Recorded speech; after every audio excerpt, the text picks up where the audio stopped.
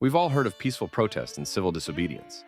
Today, these terms are part of global movements, political revolutions, and freedom struggles. But once upon a time, resistance meant violence, taking up arms, fighting fire with fire, until one man showed the world a different way, a man with no army, no weapons, and no throne, who brought down an empire, a frail figure in homespun cloth, a voice that never yelled, but shook the foundations of oppression, a leader who believed that truth and non-violence weren't just moral choices, they were the most powerful forces on earth. Who was Mahatma Gandhi? Where did he come from? And how did a lawyer from India become the face of one of the most remarkable freedom struggles in history? Welcome back to Thousand-Year Personalities. And in this episode, we walk alongside the man known as the Father of India, Mahatma Gandhi. Mohandas Karamchand Gandhi was born on October 2, 1869, in Porbandar, a coastal town in Gujarat, India. His family was part of the merchant caste, and his father served as a local official. His mother was deeply religious, fasting regularly, and instilling in young Mohandas the values of discipline, compassion, and truth. As a child, Gandhi was shy and introverted, but he was also curious, always questioning, always observing. At the age of 13, he was married in an arranged ceremony to Kasturba, a relationship that would evolve from teenage awkwardness into lifelong partnership. After finishing school, Gandhi sailed to London in 1888 to study law. He dressed like an English gentleman and tried to fit into British society.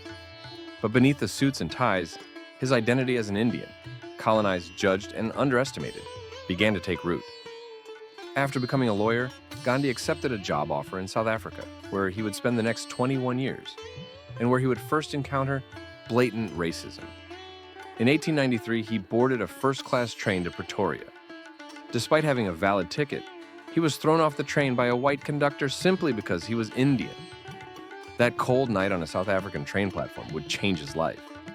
He realized that injustice was everywhere, and that silence was not an option. What followed was a transformation. Gandhi began organizing the Indian community, fighting against unfair laws and segregation, not with violence, but with non-violent resistance, or what he later called satyagraha, the force of truth. Satyagraha wasn't just a tactic, it was a philosophy.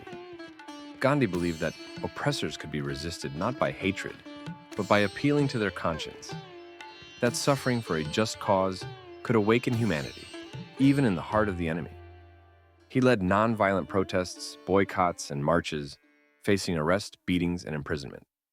But he didn't back down. People began to listen, and more importantly, they began to follow.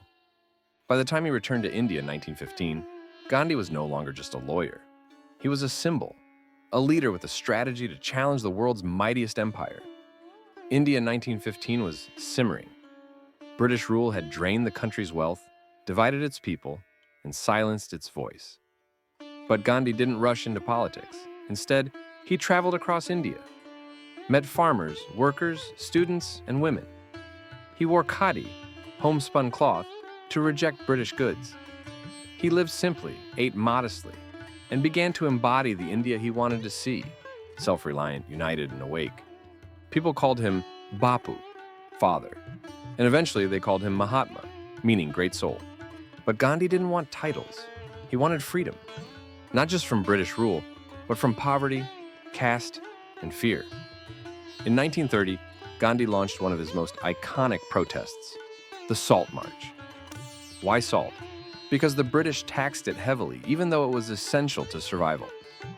Gandhi decided to break this unjust law in a peaceful but powerful way. He walked 240 miles from his ashram to the Arabian Sea. Day by day, thousands joined him. When he reached the coast, he bent down, picked up a lump of salt, and broke the law. That simple act sent shockwaves around the world. The British jailed over 60,000 people, including Gandhi. But the message was clear. India was done obeying. Gandhi's movements weren't always smooth. He faced criticism from British authorities, rival political factions, and even his own followers. But through it all, he remained rooted in non-violence, truth, and unity. He called for Swaraj, self-rule. Not just political independence, but moral and spiritual freedom. He He fasted to stop communal riots, bridged gaps between Hindus and Muslims, and fought to end untouchability, the cruel caste-based discrimination that plagued Indian society. He believed India couldn't be truly free until every Indian was equal, regardless of caste, religion, or gender. After decades of struggle, marches, jail time, and negotiations, Gandhi's vision neared reality. On August 15, 1947, India became independent. The empire had fallen, but the victory was bittersweet.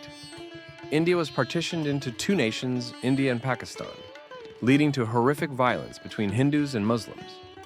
Gandhi was heartbroken. He had fought for unity, not division.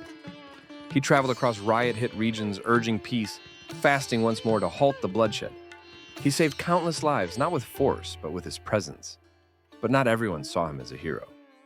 On January 30th, 1948, as Gandhi walked to his daily prayer meeting in Delhi, he was shot 3 times at point-blank range by a Hindu extremist who accused him of being too conciliatory toward Muslims. Gandhi fell, murmuring, "Hey Ram, oh God." The world stopped. His death shook not just India, but the entire planet. Leaders from across the globe mourned him. Einstein said, "Generations to come will scarce believe that such a one as this ever in flesh and blood walked upon this earth." Gandhi didn't leave behind monuments, armies, or treasure. He left behind something far more powerful, a philosophy that reshaped movements across the world. Martin Luther King Jr. adopted Gandhi's nonviolence to fight segregation in America. Nelson Mandela drew inspiration from Gandhi in the fight against apartheid in South Africa. Cesar Chavez, Malala, Greta Thunberg, activists across generations have stood on his shoulders. His principles, truth, peace, and love continue to inspire millions. Because Gandhi proved something timeless. You don't need to be violent to be powerful. You don't need to hate to resist. You don't need a gun to lead a revolution. Gandhi wasn't perfect. He had flaws. He made mistakes. He struggled with his family, held controversial views at times, and was criticized by modern historians for some of his personal choices. But he never stopped evolving. He read widely, reflected deeply, and changed his mind when he needed to, and always held himself to the same moral standard he asked of others. His greatness lay not in being a saint, but in being human, and still choosing to walk a higher path. In the story of humanity, some figures rise above the noise of their time. They don't just speak, they resonate. They don't just lead, they transform. Mahatma Gandhi was one such soul. He taught us that real power lies not in domination, but in dignity. Not in vengeance, but in virtue. He didn't just free a country, he liberated an idea. The idea that even the smallest voice, grounded in truth, can shake the strongest empire. Thank you for watching 1,000-Year Personalities. If this episode moved you, hit like, comment below, and subscribe for more stories of those who changed our world. And remember, sometimes the most powerful revolution